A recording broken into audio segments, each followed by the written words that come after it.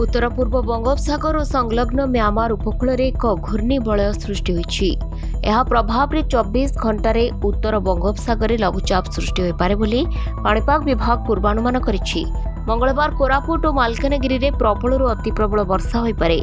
कलाहांडी, कंधमाल, रायगड़ा, गजपति, नवरंगपुर और नुआपड़ा में भारी वर्षार आशंका रही।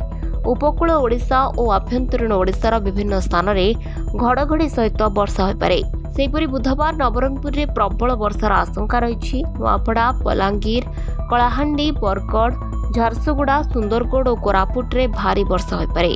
4 और 5 तारिख में पश्चिम ओडिशार किछि स्थान में अधिक वर्षार संभावना रही, जहाँकि पाणीपाग विभाग पूर्वानुमान कर सारिछि। सोमवार पारलाखेमुंडी में 15.2 मिलीमीटर, बौद्धरे 14 मिलीमीटर और दारिंगबाड़ी में 5 मिलीमीटर वर्षा रेकर्ड होइछि।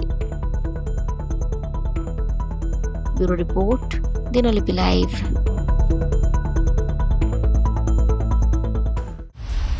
दिनलिपि लाइव को एबे ही लाइक, शेयर, सब्सक्राइब करंतु।